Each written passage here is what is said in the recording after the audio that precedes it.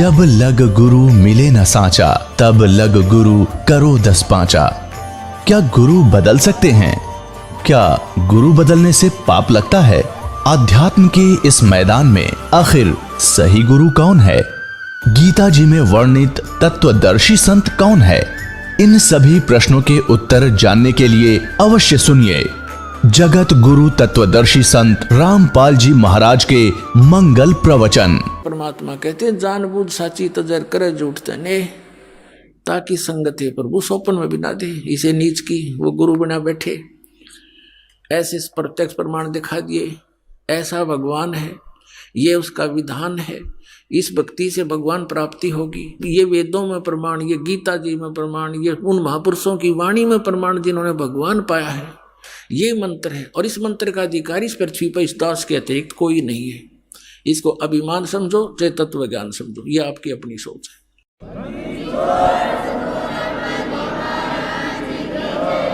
क्योंकि जिस समय परमेश्वर आए थे स्वयं 120 वर्ष या रह करके कलयुग में, उनके 64 लाख शिष्य थे, उनने किसी को उत्तराधिकारी नहीं बनाया कि अन्य को भी कह दूं तू नाम दे दिया करे। इस नाम का देना कोई बालकों का खेल नहीं। एक अनमोल जीवन, मनुष्य जीवन के साथ खिलवाड़ करना,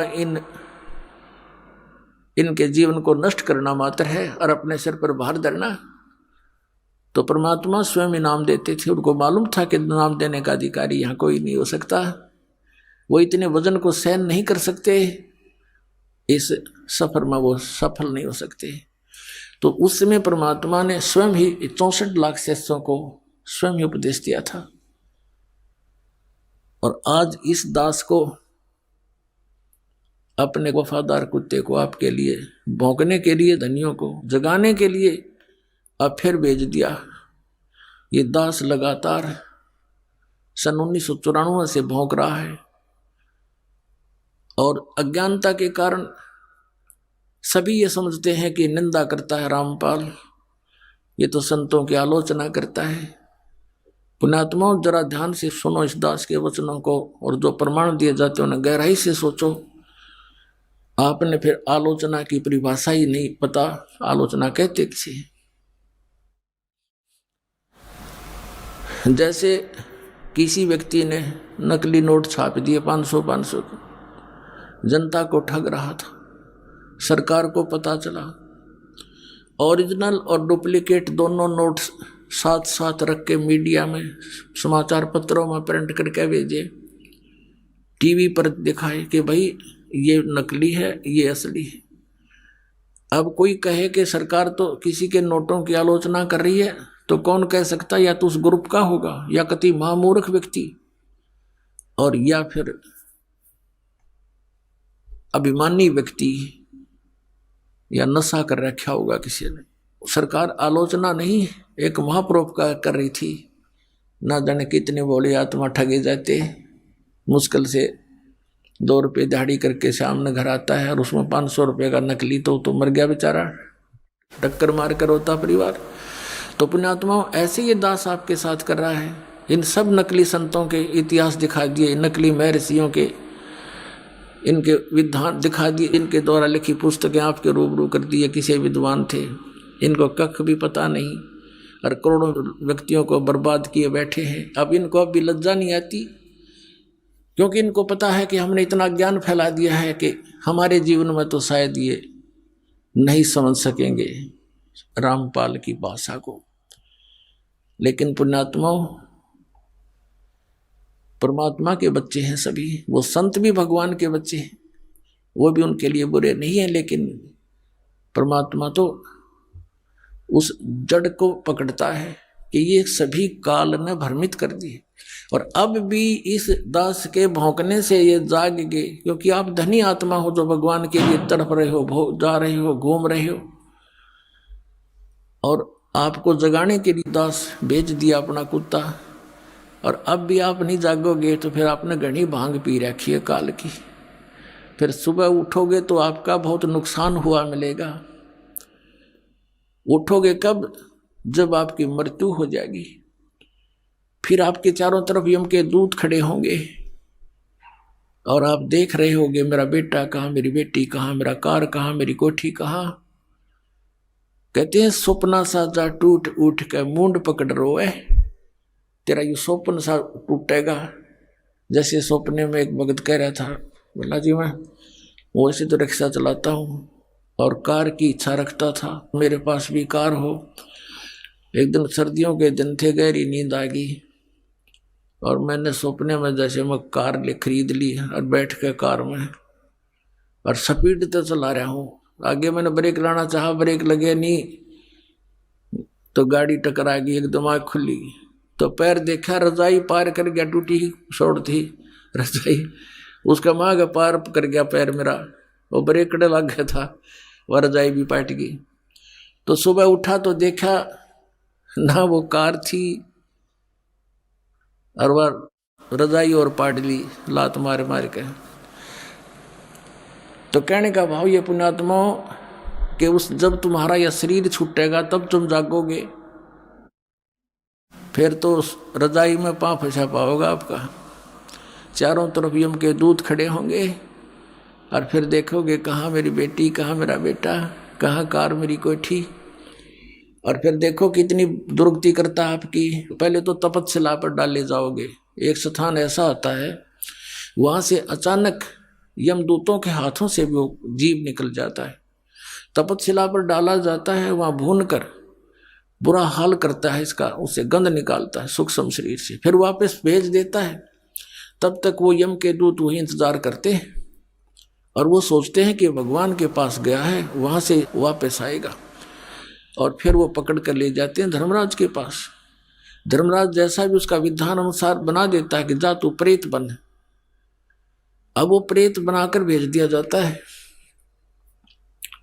पहले ये 13वीं क्यों मनाया करते थे और 17वीं क्यों मनाते थे कि 13 दिन तक इस जीव का ये नहीं पता यूं कहाँ रहता है, उनको पता ही नहीं था।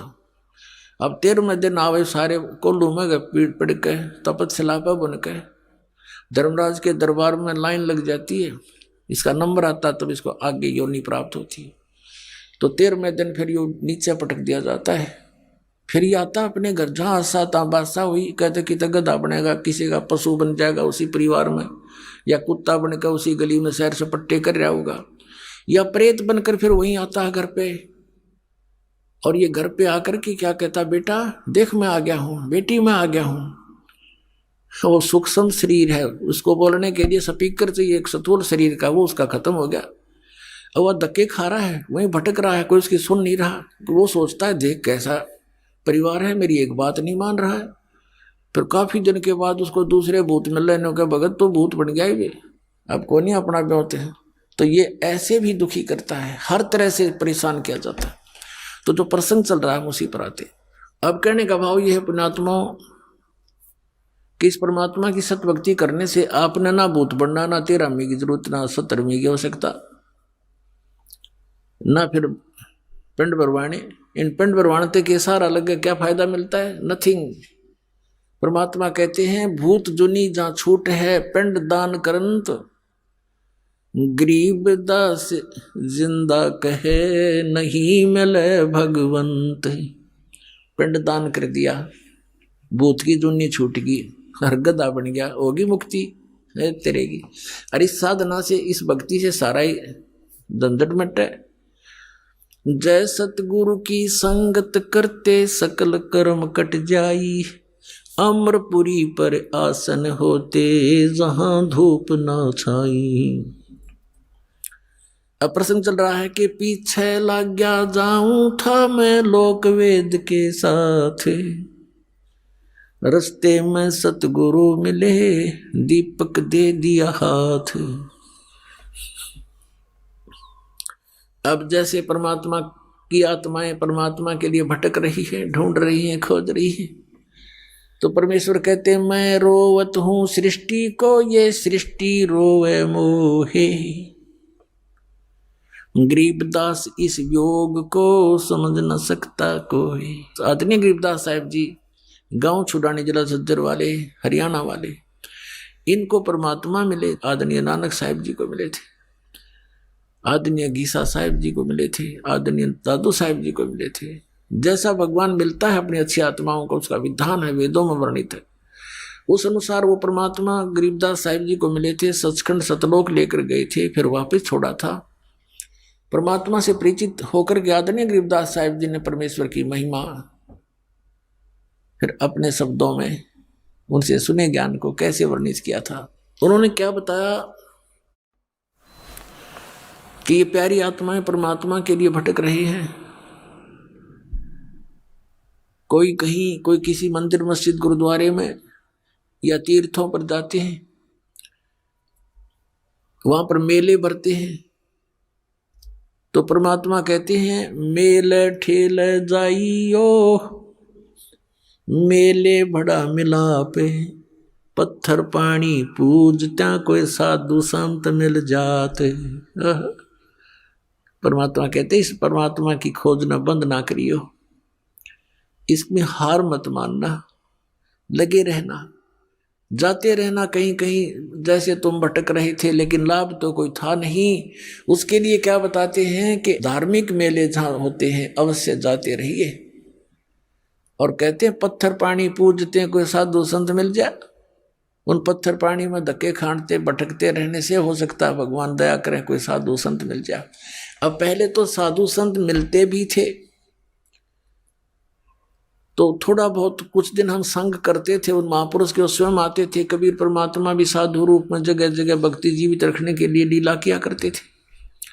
फिर अपने से परिचित कराकर उन महापुरुषों को छोड़ देते थे, वो भी जगह जगह जाकर के परमात्मा के गुणगान किया करते थे। जैसे आदरणीय गरीबदास साहिब जी को परमात्मा मिले, सचखंड ले गए, छोड़ा, उसके बाद उन्होंने जगह जगह जाकर के भगवान का गुणगान किया।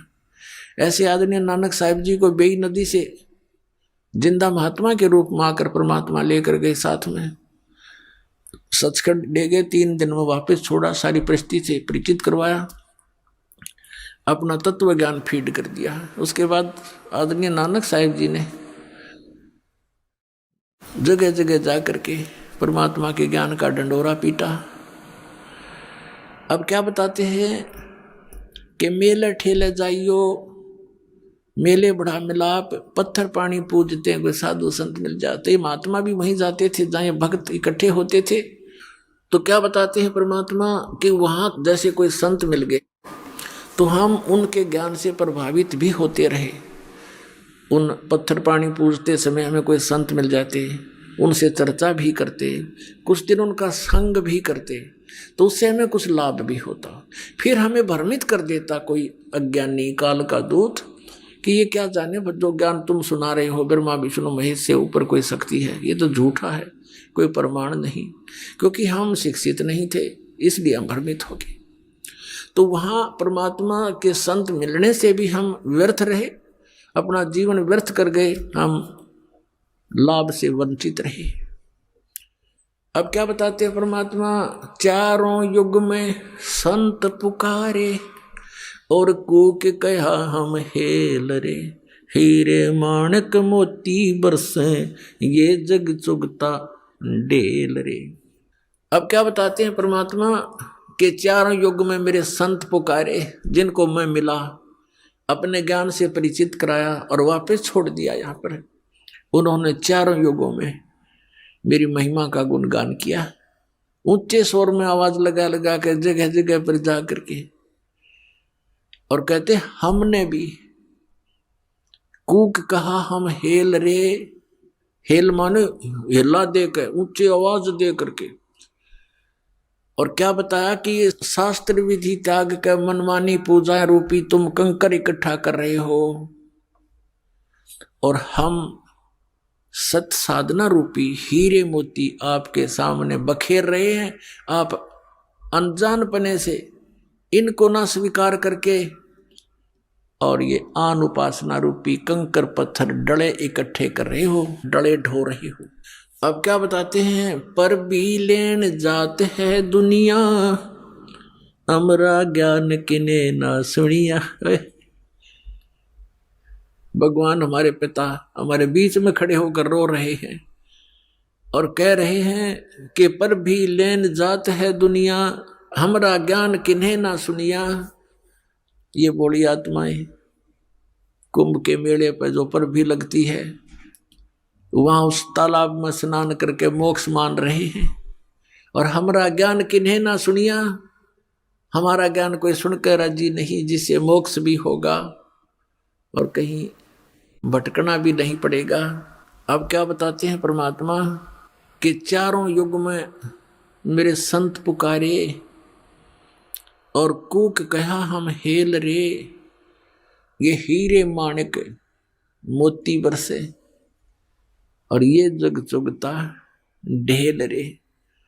कहती हैं अनजानपने में हमारे तत्व ज्ञान को स्वीकार ना करके इस आन उपासना रूपी शास्त्र विदिता का मनमाना आचरण करके ये डले ढोरे हैं। श्रीमद् भगवद गीता अध्याय नंबर 16 के श्लोक नंबर 23 और 24 में स्पष्ट किया है कि शास्त्र विधि को त्याग कर मनमाना आचरण करते हैं जो व्यक्ति, उनको न तो सुख होता है, न उनकी कोई परम गति होती है और न ही उनको कोई सिद्धि प्राप्त होती है, अर्थात यूजलेस है। तो भक्ति तीन वस्तुओं को प्राप्त करने के लिए करते हैं, सुख हो, परम गति हो, हमें कुछ सिद्धि प्राप्त हो। सिद्धि के साथ ही हम सतलोक जा सकते हैं। लेकिन हम सिद्धि का दुरुपयोग यहाँ करने लग गए। ये साधु संत जो पहले जो महात्मा प्रसिद्ध हो गए, वो परमात्मा की भक्ति करके अपने टायर में हवा भर लेते थे और फिर अपने टायर से दूसरों में हवा भरने लग जाते। आप भी खाली और उनका काम चलना ना, उसको थोड़ी बहुत हवा है। तो इस प्रकार वो सिद्धि दिखा दिखा कर उस सिद्धि को यही नाश कर जाते थे, अपनी भक्ति को। अब परमात्मा के इन मंत्रों में जो आपको दिए जाते हैं, इसमें कहते हैं 24 सिद्धि आ जाएंगे आपके अंदर, 24 सिद्धि। लेकिन इनका दुरुपयोग आपने कर लिया, आप यहाँ तो प्रभुता पा जाओगे पर भगवान आपसे रुष्ट हो जाएगा, आप यहीं रह जाओगे। शब्द महल में सिद्ध 24, हंस बिछोड़े विश्व बीसा। हमारे इस शब्द में यानी मंत्र में जो हम साधना देते हैं, इसमें 24 सिद्धियां आ जाएंगी आपको, लेकिन ये आपको भगवान से दूर कर देंगी। प्रभुता की भूख आप में हो जाएगी। आपके वचन से किसी का थोड़ा बहुत काम ठीक हो जाएगा, कार्य सिद्ध हो जाएगा, आपकी पूजा शुरू हो जाएगी और दोनों काल के जाल में अपनी ट्यूब से दूसरे में हवा भर के आप कितने सुखी कर सकते हो? नहीं कर सकते। तो इसी प्रकार उसको स्वयं ही विधि बताओ कि आप भी जाइए और वहाँ पंप लगा है, हवा भरवा लियो। मैं अपने टायर से भर के अपना भी काम बिगाड़ोगे और अगले का भी। आशीर्वाद देते हो, किसी के सिर पे हाथ रखते हो, 1 रुपये की कमाई करी, 12 अन्य खत्म कर दिए, तो खाक रहा है तेरे पास। तो उनको भी कहो भगवान से जुड़ो, ये मंत्र लो, जाप करो और स्वयं भी अपनी हवा भरवाओ भगवान से। यानी आप भी भक्ति की शक्ति प्राप्त करो। उस शक्ति से, भक्ति की शक्ति से, सिद्धि से हम सतलोक जा सकते हैं। नहीं तो हम कैसे जा सकते हैं? तो उस सिद्धि को, यानी भक्ति को हम यहाँ नाश कर देंगे तो फिर सतलोक नहीं जा सकते। इसलिए इसको सटोर रखना है। और यहाँ खर्चने के लिए आपको अलग से विधि दी जाती है जो प्रथम मंत्र है। और इन प्रथम मंत्रों में भी कुछ ऐसा मिश्रण किया है, परमात्मा ने दया बख्शी है। ये कंप्लीट कोर्स है मोक्ष प्राप्ति का। तो इसमें से भी आपका भक्ति अंश डिपॉजिट होगा, वो खत्म नहीं होता। जैसे पहले ये 5 नाम दिए जाते थे, जो अब आपको 7 दिए जाते हैं। तो इन 7 नामों के जाप से यदि उपदेश लेकर भी कोई व्यक्ति मृत्यु को प्राप्त हो जाता है, सतनाम उसको प्राप्त नहीं हो पाता है, तो भी उस व्यक्ति को तुरंत मनुष्य जीवन मिलेगा। गारंटीड बात है।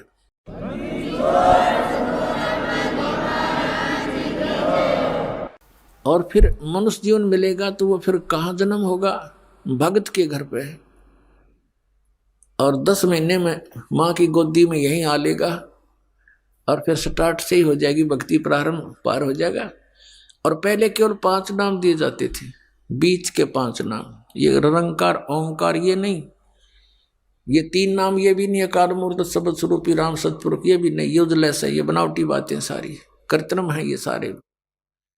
वो 5 नाम जो आपको दिए जाते हैं, ये 5 नाम थे फिर काल के दूतों ने कबीर पंथ में भी ये नाश कर दिए, इस भय से कि लोग ये कहेंगे तुम बात करते हो सतपुरुष की और नाम देते हो देवताओं के, मंत्र बताते देवताओं के। अब वहां काल ने उनकी बुद्धि स्लप कर दी, वो मंत्र त्याग और ही बकवाद के मंत्र शुरू कर दिए। अजर नाम, अमर नाम, पातल्य सब सिंधु नाम, यही तो हंस का काम, इस तरह के मंत्र शुरू कर दिए अपनी चतुरता दिखा करके। तो इस मंत्र के अंदर जो 7 मंत्रों में 2 मंत्र हैं, ये धनी के मंत्र हैं, सतपुरुष के।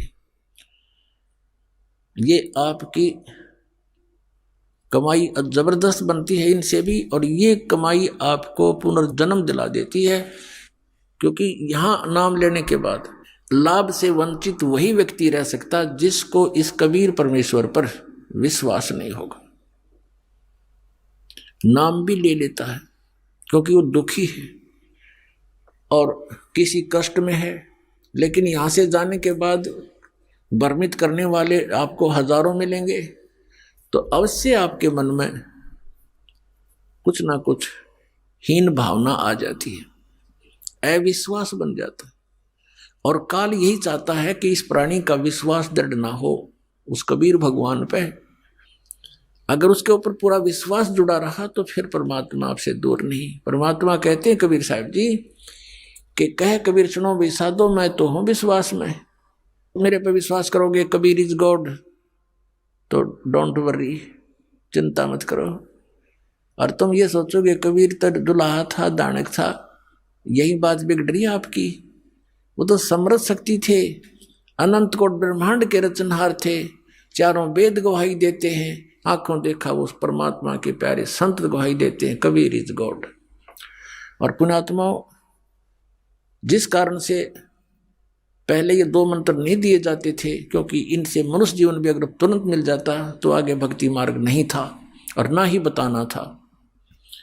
तो इसलिए उनको बैटरी चार्ज कर दी गई, संस्कार उस फिर आगे मनुष्य जीवन से समय पर ही मिलने थे, वो मिलते रहे, कभी पशु जोनी भूग गए, कभी फिर मनुष्य जीवन मिल गए।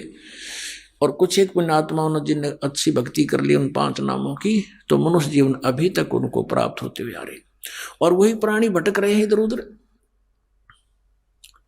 इन संतों के वही फंस गए जो पहले कबीर भगवान के साथ रहा करते थे, उनके द्वारा चार्ज थे। आज उनके पिछले पुण्य खूब हैं, अच्छी उनकी पोस्ट भी है, उनके गर्दन भी है, संतान भी है, लेकिन भगवान की पैदल चाह भी है। उस इच्छा अनुसार वो फंस गए उन नकलियां के, और 20-20 साल हो गया, अब उनको पता चलता रो रहे हैं हमने 30 साल बर्बाद कर दिए, हमने 20 वर्ष खो दिए, क्योंकि ज्ञान आधार से निर्णय होता है। अब उनका जो पूर्व जन्म की पुण्य थे वो नष्ट हुए, अब आपदाओं का दौर शुरू हो गया, वहाँ कोई समाधान हो नहीं रहा, फिर भटकने लगे इधर उधर, कोई मंदिर में, कोई कहीं पर, कोई किसी स्थान पर, कोई पत्थरों में, कोई कहीं पहाड़ों पर, कि भी फिर अन्य नकली संतों के पास गए, सब एक जैसे पाए। अंत में ये प्राणी नास्तिक हो जाता है, और काल यही चाहता है कि भगवान से दूर हट जा, बस फिर ये निश्चिंत हो जाता है। जैसे महात्मा बुद्ध को भेजा, उस पुण्यात्मा को स्वयं नहीं पता था कि तू क्या करने जा रहा है। उसके पूर्व जन्म की कमाई के अनुसार उसके अंदर बहुत सी वचन शक्ति थी, लोगों पर प्रभाव पड़ता था, लाखों की संख्या में उनके अनुयायी बन गए। उनके द्वारा बताई गई वे ऑफ वर्शिप से, पूजा की विधि से किसी को परमात्मा का आध्यात्मिक लाभ प्राप्त नहीं हुआ। तो आध्यात्मिक लाभ प्राप्त न होने से फिर वो नास्तिक हो गए, भगवान है ही नहीं कहीं। जैसे पूरा चीन नास्तिक हो गया, पूरा रूस नास्तिक हो गया, तो ऐसे इन काल के भेजे हुए दूतों के कारण ये सारी बात बिगड़ गई। और काल यही चाहता है कि सब नास्तिक हो जा, भगवान की इच्छा ही छोड़ दे। अभी यही दशा राधा स्वामी और धन धन सदगुरु सच्चा सौदा सिरसार जगमालवाड़ी, दिल्ली के ठाकुर जी, ये जय गुरुदेव के दनौद वाला जो ताराचंद, ये सब एक कुएं के पानी है। ऐसे ही आसाराम और ये सुधांशु जी, ये सब नकली नाम देते हैं, काल के दूत हैं ये। और ये सतपाल जी महाराज हंसा देश वाले, यो बाल योगेश्वर को अमेरिका तीन मूर्ख बना रहा, ये सब काल के दूत हैं, इनको कख नहीं पता। ये ढोल के डंके बदास कहता है, और ये बोलते नहीं, उतर दे जनता को, बर्बाद किए बैठी है। तो इनसे सब नास्तिक हो जाएंगे कुछ दिनों में। अगर ये अब ये सत भक्ति प्रारंभ नहीं होती तो ये सब नास्तिक हो जाते, और 20, 30, 50 वर्ष के अंदर। कहते भगवान कहीं नहीं है, गुटी लाओ, बकवाद करो, मांस खाओ। चोरी करो, डाके मारो, अपने अन्य तरीके से धनी बनने की कुचेष्टा करने लग जाते हैं। और ये काल भगवान यही चाहता है कि ये किसी प्रकार उस मालिक से दूर हो जाए। अब दयालु है परमात्मा, कैसी दया बख्शते हैं। पीछे लग गया जाऊं था मैं लोक वेद के साथ, रस्ते में सतगुरु मिले दीपक दे दिया हाथ। चारों युग में संत पुकारे कूक कहा हम हेल रे, हीरे माणिक मोती बरसेंगे जग चुगता ढेल रे। एक पुन्नी एक पापी आया, एक है सोम दलेल रे, गरीब दास हरि नाम बिना ये सब ही जम की जेल रे। अपने आत्मा परमात्मा का विधान है कि जैसे कर्म करेगा वैसा ही फल पाएगा। और ये विधान है उस प्राणी के लिए जो सत भक्ति नहीं करता।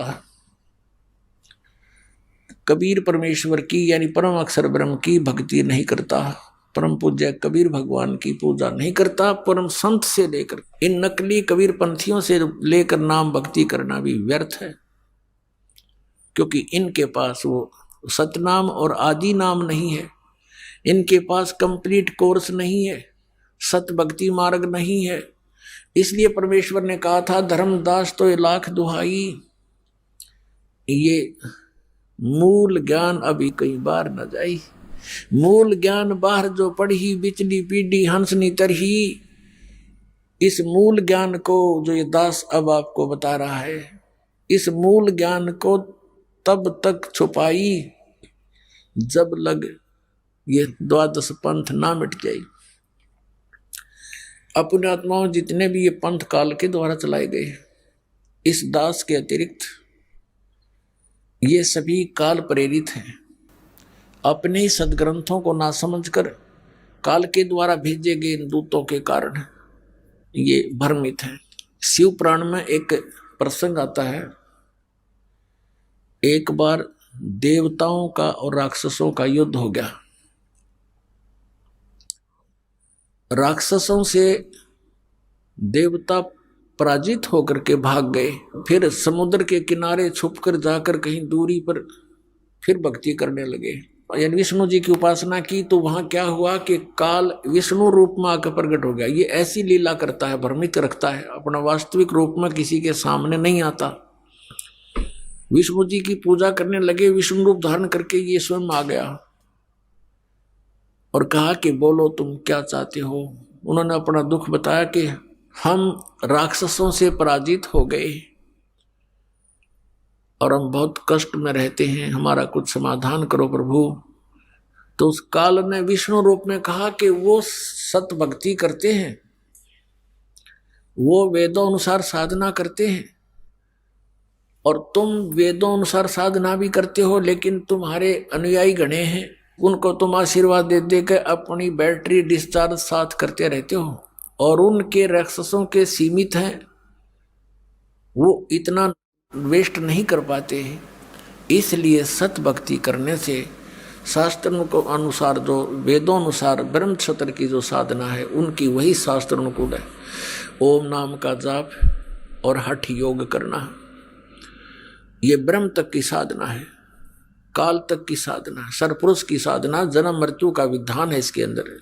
बस इतना ही है, किया कर्म ही प्राप्त होगा, पूर्ण मोक्ष नहीं हो सकता इस मंत्र से।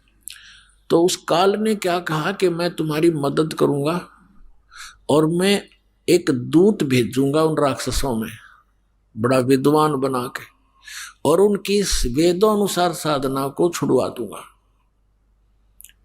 और फिर तुम युद्ध करना, वो हार जाएंगे। तो ऐसा ही किया उसने, अपनी शक्ति से एक माया मोह नाम का एक व्यक्ति बना दिया, उसका नाम धर दिया माया मोह, और उसको शक्ति दे दी और थोड़ी सी बोलन की शैली बढ़िया दे दी।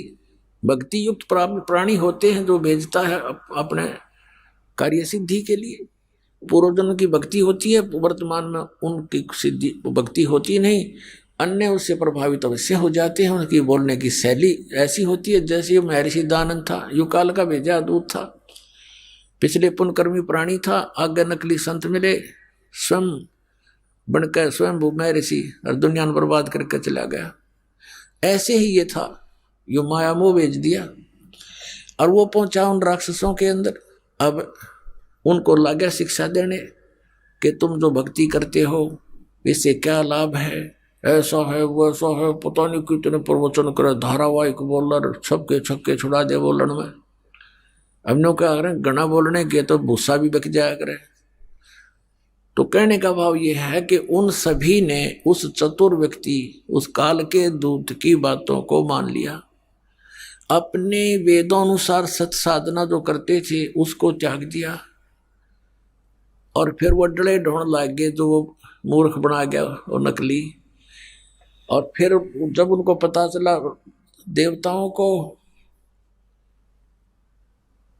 तो उन्होंने उनसे युद्ध कर दिया, तो राक्षस हार गए, देवता विजयी हुए।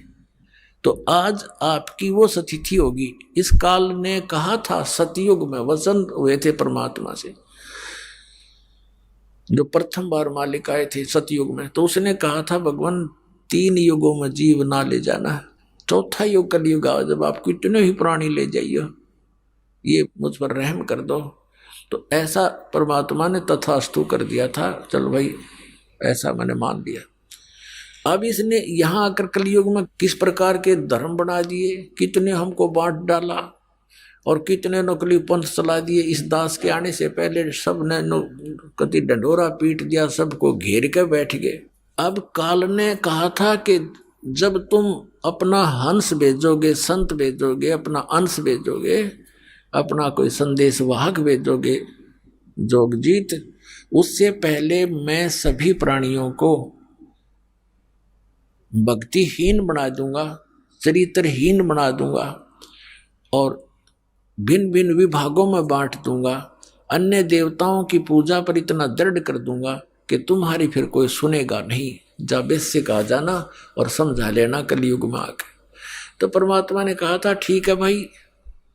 और इसने ये भी कहा था काल ने कि भगवान आप जबरदस्ती ना करना, बलपूर्वक ना ले जाना किसी को, आप अपना ज्ञान देना, आपका ज्ञान माने आपके, मेरा ज्ञान माने मेरा, वो मेरे ही जाल में रहे, उनके साथ जबरदस्ती ना करना। परमात्मा ने कहा भाई ठीक है, बगैर ज्ञान के तो ये वहां से आ ही गए थे, फिर बगैर ज्ञान के तो फिर यही धक्के खाएंगे, ये मेरे साथ चल ही नहीं सकते। तो अब ये परमात्मा ज्ञान दे करके आपको ले जाएगा। अब जैसे इस ज्ञान के आधार से हम सतलोक जाएंगे, ये ज्ञान आपको दिया जा रहा है। तो इस ज्ञान की प्राप्ति के लिए आपको परमात्मा ने शिक्षित बनाना पड़ा। अब जो प्रसंग चल रहा है कि अब हम इतने बिगड़ गए और काल यही चाहता है कि तुम्हारा जब हंस आवेगा ये किसी की सुने नहीं। नकली संतों से, पंथों से ये थक चुके होंगे और दूध का जला फिर छाछ को भी फूंक मारकर, लस्सी भी फूंक मारता है। तो काल ने सोचा था फिर कोई नहीं सुनेगा उनके हंस की, परमात्मा के संदेश वाहक की, सतमार्ग दर्शन करने वाले की। काल ने सोचा था कोई नहीं सुनेगा। उसने कहा था कि बेशक जाओ जोग जीत संसारा, जीव ना माने कहा तुम्हारा, जीव तुम्हारा कहा ना माने और हमारी ओढ़ हो बाज बखाने। काल ने कहा था कि तुम्हारा कोई भी बात नहीं मानेगा और हमारी ओर हो करके, यानी हम काल के ज्ञान पर तुम्हारे साथ वाद विवाद करेंगे, तुम्हारी कोई नहीं सुनेगा। तब परमात्मा ने कहा था कि धर्मदास जी से बता रहे थे कि कहा था प्रभु फिर कैसे बात बनेगी दाता। अब तो आज कलयुग में तो सचमुच इसने हमारे कितने तो धर्म बना दिए और कितने हमारे को अज्ञान से भर दिया, तीर्थ व्रत और इन मस्जिद मंदिरों के पूजनों तक सीमित कर दिया। अब कैसे मानेंगे भगवान आपकी बात को। तो परमात्मा ने कहा था धर्मदास एक समय आएगा कलयुग में और उस समय अपना दास भेजेंगे हम और फिर देखना मैं कैसे लीला करता हूं। उस समय तक ये सभी नकली दूत अपने ज्ञान बताकर थक चुके होंगे इनके अनुयायी भी उस अज्ञान को सुन सुन उनके कान पक चुके होंगे, और फिर हम अपने दास को भेजेंगे, वो उनके अज्ञान का मोतियाबिंद का ऑपरेशन करेगा। तो इस ज्ञान से हम समझाएंगे, इस तत्व ज्ञान से परमात्मा के बच्चों को समझाएंगे, अपनी शरण में लेंगे भगवान। इसलिए शिक्षा आपको दी थी। तो क्या बताते हैं परमात्मा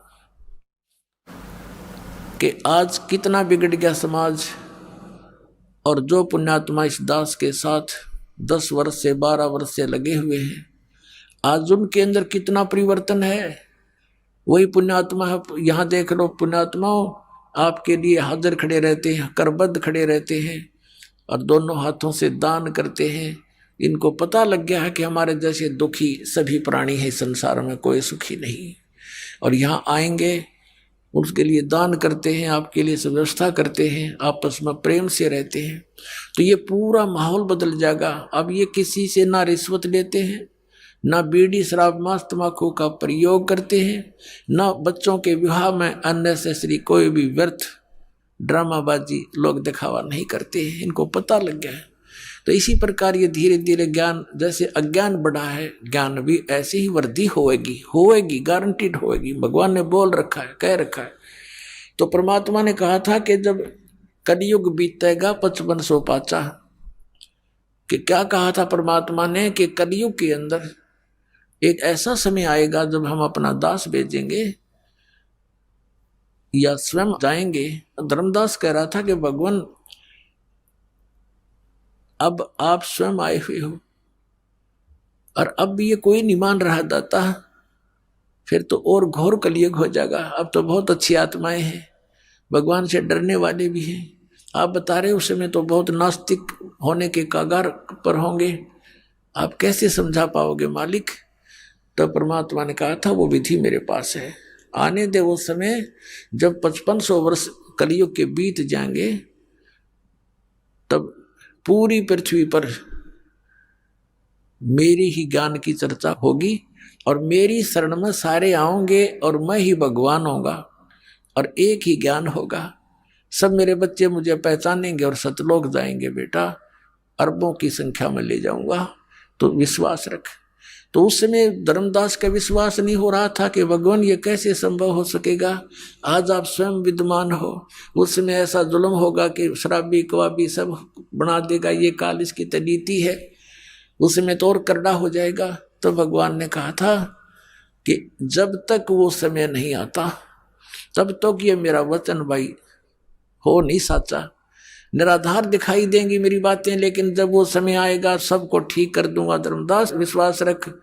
ये शिक्षा इसीलिए दी गई है पुण्यात्माओं कि आप ये अपने परमात्मा को पहचान लो, और पहचान रहे हो, छोड़ छोड़ कर नकलियों को भाग रहे हो। कबीर साहब कहते हैं कि डूबे थे पर उबरे गुरु की लहर चमक, गुरु के ज्ञान चमक, और भेरा देखा जर्जरा उतर चले फड़क।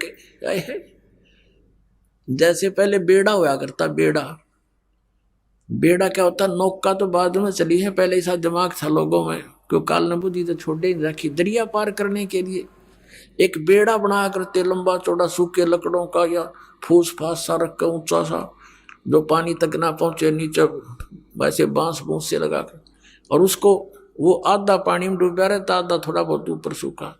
तो कहते हैं उस बेड़े में बैठे जा रहे थे दरिया पार होने के उद्देश्य थे, और साथ में आ गया नया बेड़ा बहुत सुरक्षित।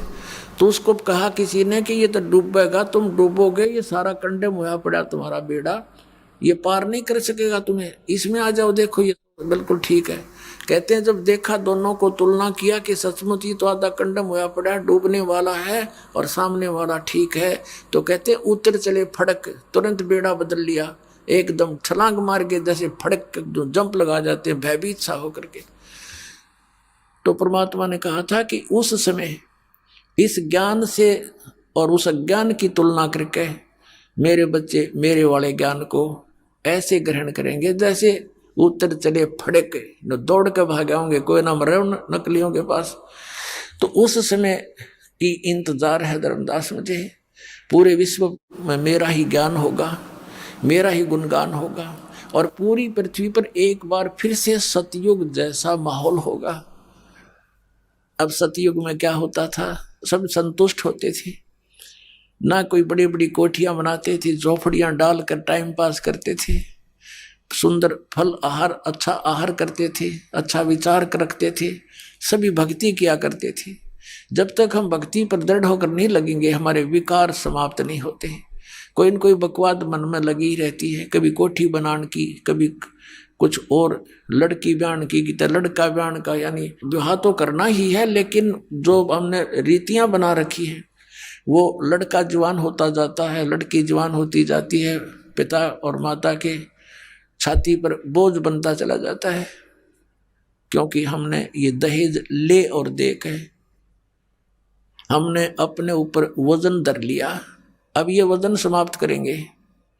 बच्चों का विवाह ऐसे प्यार से करेंगे जैसे सिंपल वे से कति, क्योंकि संस्कार भगवान ने जोड़ रखे हैं। जिस लड़के लड़की का जहाँ संयोग है वहीं होगा, चाहे सर पटक लो कोई, उसमें कोई परिवर्तन नहीं हो सकता। फिर जब भगवान ने ब्याह कर ही रखा है तो हम तो निमित्त बने थोड़ा सा, कि हम अपनी पुत्री का विवाह आपके पुत्र से करना चाहते हैं। खाना खिलाओ थोड़ा सिंपल सा और बच्ची को पढ़ाई कर दो, ड्रामाबाजी फलान दकड़। और जब भगवान ने उसकी किस्मत में लिख दिया और फिर इधर से नाम प्राप्त हो गया तो भगवान नई किस्मत लिखेगा अपनी बेटी की। एक दहेज से कितने दिन सुखी हो सकता है और कितने दिन अपने पुत्री को आप सुखी कर सकते हो, वो लेने वाला कितने दिन उससे अपना निर्वाह कर सकता है। फिर भी अपने हाथों से निर्वाह करेगा और भगवान पर विश्वास करेगा तो जीवन सफर उसका अच्छी तरह पूरा होगा। तो हम पहले से ही मालिक से डर कर चलेंगे। अगर हम किसी का धन लेते हैं तो हमारे ऊपर कर्जा बन गया, दान लेते हैं, दहेज लेते हैं, और फिर यही लेन देन के चक्कर में फिर हम उनके पशु बनकर आएंगे। आज हम दामाद बनकर ले रहे हैं, अगले जन्म में पशु बैल बनकर देंगे, गधे बनकर देंगे उनके। बता क्यों शर्म दर्द करे? तो बिना ज्ञान के कहते जैसे किरका जहर का रंग होरी हो, कहो कौन तिस खावे राम रंग होरी हो। आइए अब हम उन श्रद्धालुओं के अनुभव जानते हैं जो जगत गुरु तत्वदर्शी संत रामपाल जी महाराज जी से दीक्षा प्राप्त कर चुके हैं तथा उनके द्वारा बताए गए भक्ति मार्ग पर चल रहे हैं। जी नमस्कार। नमस्कार सर। क्या नाम है आपका? प्रियंका गुर्जर। प्रियंका जी कहाँ से आए आप? सर मैं गंगापुर सिटी सवाई माधोपुर राजस्थान स्टेट से आई हूँ। संत रामपाल जी महाराज जी से नाम दीक्षा लेने से पहले आप क्या भक्ति साधना करते थे? सर मैं संत रामपाल जी से नाम दीक्षा लेने से पहले किसी भी तरह की भक्ति में ऐसा कोई रुझान नहीं रखती थी, ना ही किसी देवी देवता को पूजती थी, ना ही किसी सत्संग में जाना है। मतलब मैं भगवान नाम से बिल्कुल ही वंचित थी। मुझे भगवान का ज़्यादा कुछ पता नहीं था। बाकी कुछ मम्मी अपनी कथाओं में सुनाती थी कहानियाँ, जैसे भगवान की कहानियाँ, कभी राजा रानी की कहानियाँ, तो वहीं से हमें भगवान के बारे में पता चलता था। बाकी मैं अपने आप से कोई भक्ति ऐसी नहीं करती थी। मेरी मम्मी शुरू से ही भक्ति में बहुत ज़्यादा विश्वास करती थी, भगवानों पर। वो शंकर जी की ज़्यादातर पूजा किया करती थी। तो एक समय ऐसा आया हमारी ज़िंदगी में कि हमारे जो ताऊ जी हैं और मेरे पापा हैं उनमें बहुत ज़्यादा झगड़ा लग गया था, और झगड़ा इतना भयंकर था कि एक दूसरे को मारने पर उतारू हो गए थे। मेरे पापा दिन रात कुल्हाड़ी जो होती है उसको घिसते थे ताकि मैं ताऊ जी, जो मेरे ताऊ जी उनको मार सकूं, क्योंकि झगड़ा कुछ ज़मीन या पैसों का था। हम उस समय पर छोटे थे तो हमें ज़्यादा झगड़े का इतना नॉलेज नहीं था, लेकिन बाद में मम्मी पापा ने बताया तब हमें समझ में आया। तो मम्मी बहुत ज़्यादा चिंतित रहती थी उस झगड़े को लेकर। फिर एक दिन मेरी मम्मी चिंता में बहुत ज़्यादा बैठी हुई थी, तब मम्मी को एक संत जी ने दर्शन दिया, साक्षात दर्शन दिया, और उन्होंने कहा कि बेटा चिंता मत कर, आज से तीसरे दिन तेरा जो फैसला है वो हो जाएगा। तो मम्मी एकदम से चौंक के खड़ी हुई कि ये कौन थे जिसकी आकाशवाणी हुई है या ये जिनका दर्शन हुआ है। वो एकदम से चौंक गई। तो मम्मी वैसे ही मतलब ठीक है कि फिर उसके बाद जो तीसरा दिन आया तो ऑटोमेटिक ही जो रिश्तेदार हमारे यहाँ से आने से मना कर रहे कि भाई हमसे तो तुम्हारा फैसला नहीं हो सकेगा, वो ऑटोमेटिक ही हमारे घर पर आ गए और ठीक तरीके से वो फैसला ठीक ठाक हो गया। फिर उसके बाद मम्मी को ये चिंता थी कि ये जो संत मुझे अभी दर्शन दे के गए हैं 3 दिन पहले, ये कौन थे, कहाँ से आए थे। तो मम्मी ने फिर 2013 में टीवी पर एक सत्संग सुना संत रामपाल जी महाराज का, तो वो देखकर चौंक गई, क्योंकि वो जो संत थे वो संत रामपाल जी महाराज थे। और उस समय पर मम्मी ने या हमारे घर में से किसी ने भी संत रामपाल जी महाराज से नाम दीक्षा नहीं ले रखी थी, ना ही उनको जानते थे। फिर उसके बाद मम्मी ने संत रामपाल जी महाराज से 2014 में नाम दीक्षा ली। फिर उसके बाद मम्मी को कई बार मेरे बारे में संत रामपाल जी महाराज दर्शन देते थे साक्षात, और बोलते थे कि अपनी बेटी को जल्दी से जल्दी नाम दीक्षा दिलाओ, वरना इसको आगे जाकर कैंसर होगा और तुम्हारी बेटी बच नहीं पाएगी। तो मम्मी पहले तो वैसे ही शॉक्ड हो गई कि मेरी बच्ची हंसती खेलती अष्टपुरुष है, ऐसे कैसे हो सकता है। लेकिन फिर मम्मी संत रामपाल जी महाराज की बताई हुई भक्ति साधना करती थी, तो विश्वास भी करती थी उनके वचन पर। तो उन्होंने फिर मेरे पर प्रेशर बनाया कि तुम नाम दीक्षा ले लो। और उस समय पर मैं भक्ति में इतना रुझान नहीं रखती थी, जैसा कि मैंने आपको पहले भी बताया। तो मैंने मना कर दिया मम्मी को कि मम्मी मैं नाम दीक्षा नहीं लूँगी। तो मम्मी ने फिर भी इमोशनल ब्लैकमेल करके नाम दीक्षा दिलाई, और मैंने नाम दीक्षा संत रामपाल जी महाराज से ले ली। प्रियंका जी, जैसे कि आपने बताया कि पहले आपको भगवान में कोई रुचि नहीं थी, ना ही कोई आस्था थी, लेकिन आपके घर वालों ने आपको संत रामपाल जी महाराज जी से नाम दीक्षा दिलवा दी, क्योंकि संत रामपाल जी महाराज जी ने आपकी माता जी को दर्शन देके बोला कि आपकी बेटी का जीवन ज्यादा दिन का नहीं है, उनको कैंसर होने वाला है। क्या संत रामपाल जी महाराज जी ने आपकी माता जी को जो दर्शन देके बातें बताई थी, क्या सच में वो सही साबित हुई? जी हाँ सर, ऐसा बिल्कुल हुआ मेरे साथ। क्योंकि मम्मी के कहने पर नाम दीक्षा तो ले ली, लेकिन भक्ति साधना नहीं की थी, क्योंकि मुझे इतना खास विश्वास नहीं था संत रामपाल जी महाराज पर। हालांकि मैंने उनका सत्संग सुन रखा था, लेकिन मुझे इतना रुझान नहीं था। लेकिन फिर जब मैंने कुछ समय बाद ही, मुझे नाम दीक्षा लेने के कुछ समय बाद ही मेरे अचानक से मेरे गर्दन में गांठ बनना शुरू हो गई थी। जो गांठ हुई थी वो इतनी टाइट थी, पत्थर जैसी बिल्कुल, और मैं एकदम से ही कमज़ोर हो गई। एकदम से मेरा जो रंग था वो काला पड़ गया, और एकदम से ही मेरा जो खाना था वो छूट गया था। मैं खाना बहुत कम खाती थी, कभी खाती थी कभी नहीं खाती थी। तो घर वालों ने ध्यान दिया कि एकदम से जो हष्टपुष्ट बच्ची थी हमारी, ये एकदम से कैसे कमज़ोर हो गई है। तो फिर घर वाले ऐसे ही पूछते थे, लेकिन मुझे खुद कुछ नहीं पता था कि ये हो क्या रहा है। फिर डॉक्टर को दिखाने के लिए गए कि भाई इसको हुआ क्या है। तो डॉक्टरों ने बोला कि भाई जांच होगी। तो डॉक्टरों ने मेरी उस जो गांठ थी उसका ब्लड लिया था, और ब्लड लेके उसको सैंपल के लिए उसको भेजा जांच के लिए। तो उसमें मेरे जब डॉक्टरों ने बताया कि इसमें कैंसर है, आपकी बेटी को कैंसर हुआ है, तो हमारे मम्मी पापा के पैरों तले तो ज़मीन खिसक गई थी। और साथ ही साथ मुझे भी शॉक्ड हुआ कि ये ऐसा हो कैसे गया, क्योंकि मम्मी पहले ही बोलती थी और मुझे तो ऐसा विश्वास था नहीं। ऐसे हो कैसे सकता है कि जो चीज़ मेरे साथ अब हो रही है वो पहले से ही मम्मी को बता दी थी संत रामपाल जी महाराज ने।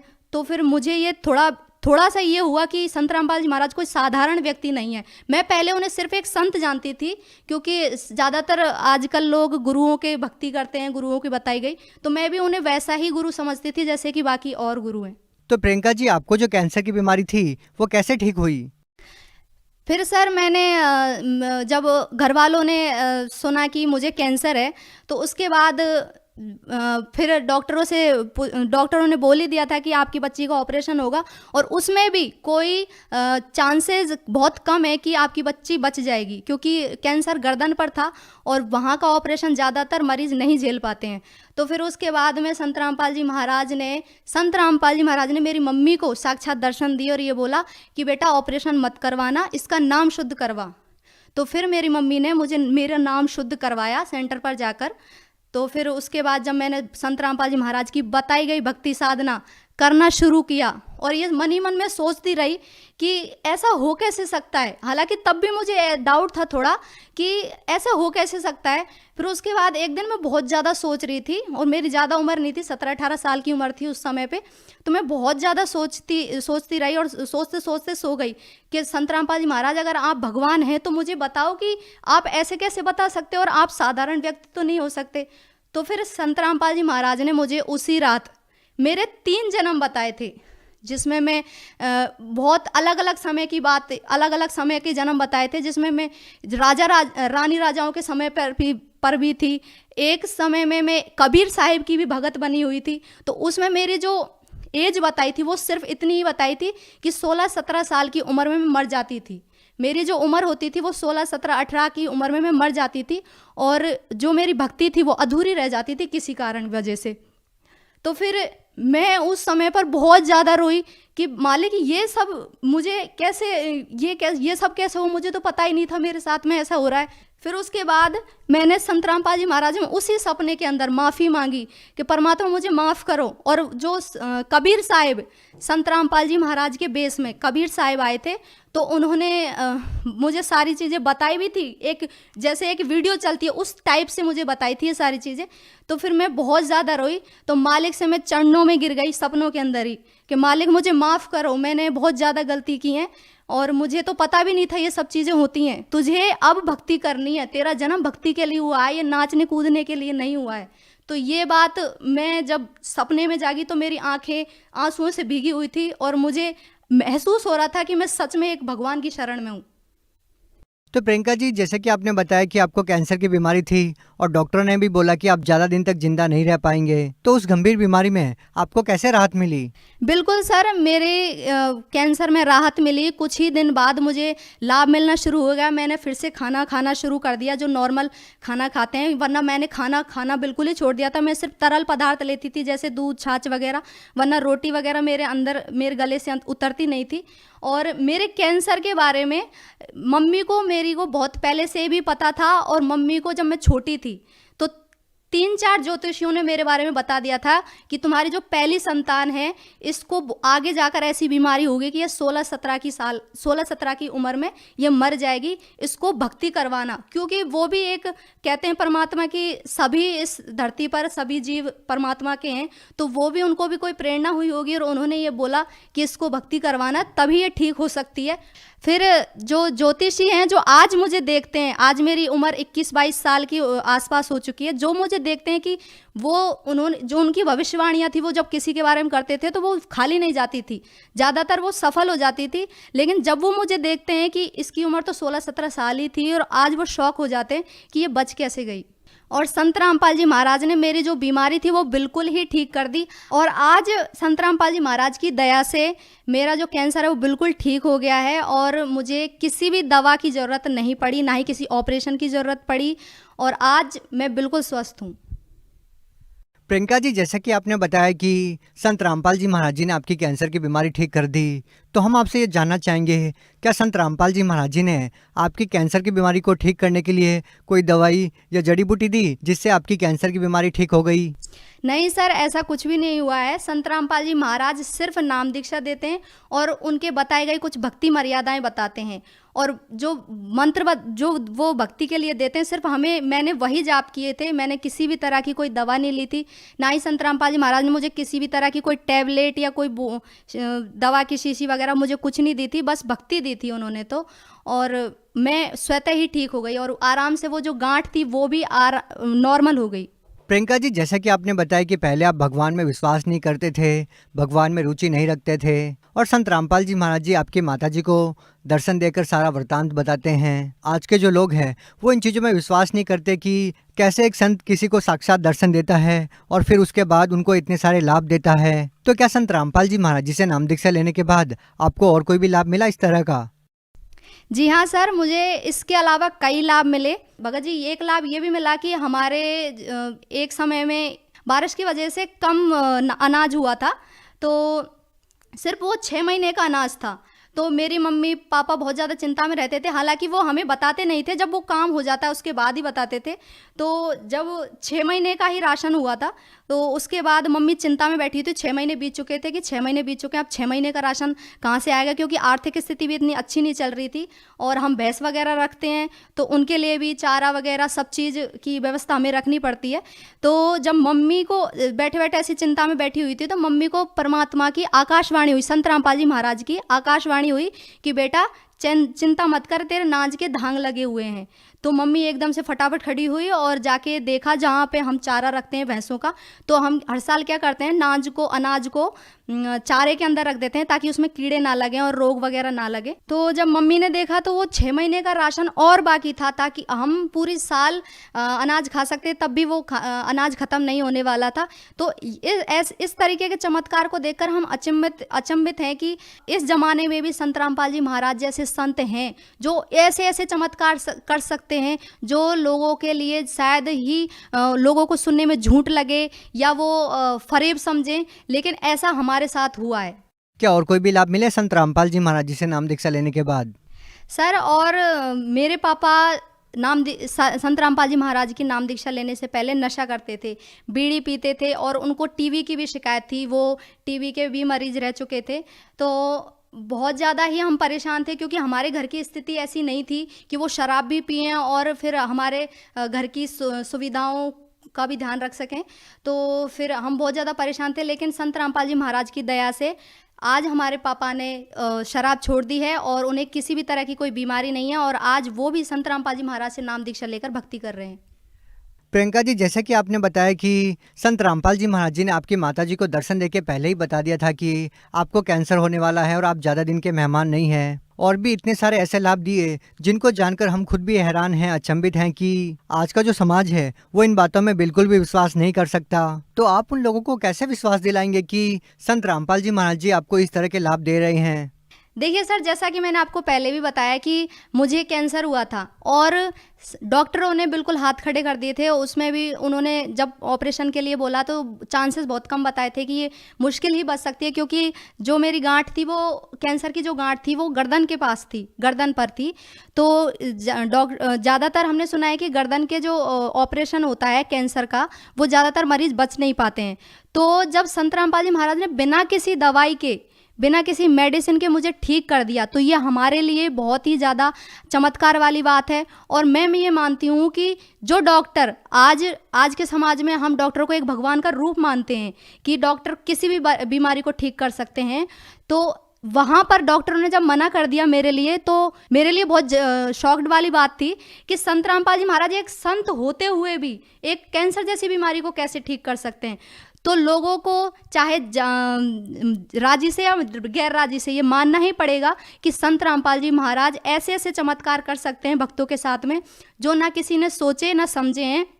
और जो ये लोग नहीं मानते कि संत रामपाल जी महाराज से ऐसे ऐसे लाभ मिल सकते हैं भक्तों को, तो उनके लिए मैं खुद जीता जागता उदाहरण हूँ कि मेरी बीमारी ठीक हुई है, जबकि आपको मैंने पहले ही बताया था कि मुझे किसी भी संत में ऐसा विश्वास नहीं था। और मैं खुद एक पढ़ी लिखी हुई, मैं पोस्ट ग्रेजुएट लड़की हूँ।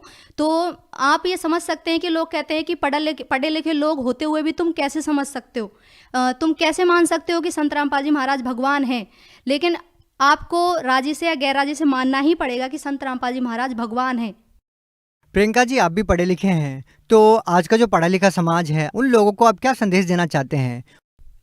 देखिए सर, मैं पढ़े लिखे समाज को एक ही संदेश देना चाहती हूँ कि मैं भी पढ़ी लिखी हूँ और मेरे साथ भी ऐसे चमत्कार हुए हैं जो अनबिलीवेबल थे, जो मेरे लिए शॉकिंग थे, कि जिन पर मैं पहले विश्वास नहीं करती संत रामपाल जी महाराज पर। लेकिन उनकी जब नाम दीक्षा लेकर मैंने उनकी भक्ति साधना करना शुरू किया, तब मेरे साथ ऐसे ऐसे चमत्कार हुए, जैसा कि मैंने आपको पहले भी बताया। तो ऐसे ही चमत्कार अगर आप पाना चाहते हैं तो संत रामपाल जी महाराज से नाम दीक्षा लीजिए और उनकी बताई गई भक्ति साधना कीजिए, आपको वो लाभ आपको ज़रूर मिलेंगे। और मैं गारंटी देती हूँ कि आपके कोई भी बीमारी होगी, कोई भी समस्या होगी, वो संत रामपाल जी महाराज की शरण में आने से ठीक हो जाएगी। जो व्यक्ति संत रामपाल जी महाराज जी से नाम दीक्षा लेना चाहते हैं, वो उनसे नाम दीक्षा कैसे ले सकते हैं? देखिए सर, संत रामपाल जी महाराज से नाम दीक्षा लेना बहुत ही आसान है। कई टीवी चैनलों पर संत रामपाल जी महाराज का सत्संग आता है और सोशल मीडिया पर भी, जैसे कि ट्विटर, फेसबुक, यूट्यूब पर आप संत रामपाल जी महाराज को सर्च कर सकते हैं। उनके सत्संग वहाँ पे आप सुन सकते हैं। और जो सत्संग आते हैं टीवी चैनलों पर, वहाँ पर पीली पट्टी चलती है नीचे, तो उसमें कांटेक्ट नंबर दिए गए होते हैं। वो कांटेक्ट नंबर पर आप कांटेक्ट करके अपने नज़दीकी सेंटर पर जाकर नाम दीक्षा ले सकते हैं। संत रामपाल जी महाराज के हर ज़िले में नामदान सेंटर खुले हुए हैं, तो आप वहां पर जाकर उनसे नाम दीक्षा ग्रहण कर सकते हैं। जी, बहुत बहुत धन्यवाद। धन्यवाद सर।